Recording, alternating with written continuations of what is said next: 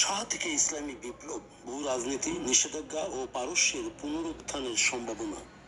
বিংশ শতাব্দীর মাঝামাঝি থেকে বর্তমান সময় পর্যন্ত মধ্যপ্রাচ্যের ভূ রাজনীতিতে ইরান একটি অন্যতম প্রধান অনুঘটক।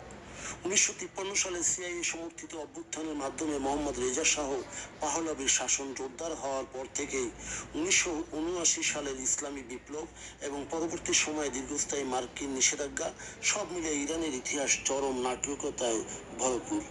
মার্কিন মিত্রতার অহংকারে একসময় যে ইরান আঞ্চলিক শক্তিগুলোকে তোয়াক্কা করতো না, আজ সেই ইরানই মার্কিন ও পশ্চিমা ব্লকের বিরুদ্ধে মধ্যপ্রাচ্যের সবচেয়ে বড় প্রতিরোধক অক্ষ গড়ে তুলেছে। রেজা শাহ পাহলভীর আমলে ইরানকে মধ্যপ্রাচ্যের মার্কিন স্বার্থের টুইন পিলার অর্থাৎ একটি পারস্য, অন্যটি সৌদি আরব কৌশলের অন্যতম প্রধান স্তম্ভ বিবেচনা করা হতো।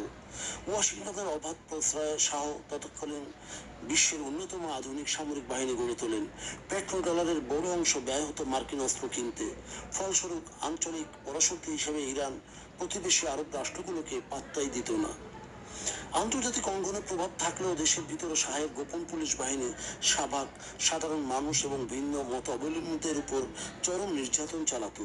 অর্থনৈতিক বৈষম্য এবং পশ্চিমা সংস্কৃতির অন্ধ অনুকরণ ইরানের রক্ষণশীল ও বামপন্থী উভয় সমাজকেই বিক্ষুব্ধ করে তোলে, যা 1979 সালের বিপ্লবের পটভূমি তৈরি করে। 1979 সালের আয়াতুল্লাহ রাহুল্লাহ খোমেনির নেতৃত্বে ইসলামী বিপ্লব ইরানের রাজনৈতিক মানচিত্রকে সম্পূর্ণ বদলে দেয়। বিপ্লবের পর ইরানের তেলক্ষেত্র, ব্যাংক, বড় বড় শিল্প প্রতিষ্ঠান মার্কিন ও পশ্চিমা নিয়ন্ত্রণ মুক্ত করে সম্পূর্ণ জাতীয়করণ করা হয়। তেহরানের মার্কিন দূতাবাসে 444 দিনের জিম্মি সংকটের পর ওয়াশিংটনের সাথে ইরানের কূটনৈতিক সম্পর্ক চিরতরে ছিন্ন হয়ে যায় এবং মার্কিন সেনারা পারস্য উপসাগর ছাড়তে বাধ্য হয়। কিন্তু এরপর থেকেই শুরু হয় ওয়াশিংটনের সেন দৃষ্টি বা বৈরী নজরদারি। গত 4 দশকেরও বেশি সময় ধরে ইরান বিশ্বের সবচেয়ে কঠোর নিষেধাজ্ঞার মুখোমুখি। মার্কিন, ওআইসি, ইউরোপীয় ইউনিয়ন এবং জাতিসংঘের বিভিন্ন নিষেধাজ্ঞা ইরানের অর্থনীতিকে পঙ্গু করার চেষ্টা করা হয়েছে। মোসাদ, সিআইএ এবং পশ্চিমা গোয়েন্দা সংস্থাগুলো ইরানের পরমাণু বিজ্ঞানে যেমন মহাসেন ফখরিজাদেহ এবং শীর্ষ সামরিক কমান্ডার যেমন জেনারেল কাসেম সুলাইমানি তাদের টার্গেট এবং কিলিং হত্যা করলেও ইরানের মূল শাসন কাঠামো ধসিয়ে দিতে ব্যর্থ হয়েছে। শিয়া ইতিহাসের কারবালার চেতনা এবং ঐতিহাসিক পারসিক আত্মমর্যাদা বোধে উজ্জীবিত। তারা ইরানের সমাজ ও রাজনীতিতে একটি অনন্য জিদ বা প্রতিরোধের মানসিকতা তৈরি করেছে, যা বাহ্যিক চাপের মুখেও দেশটির শীর্ষ আমলাতন্ত্র বা সংখ্যাগরিষ্ঠ নীতি নির্ধারকদের আদর্শিক অবস্থান থেকে বিচ্যুত বা হাত করা পশ্চিমা গোয়েন্দা সংস্থাগুলো পক্ষে সম্ভব হয়নি।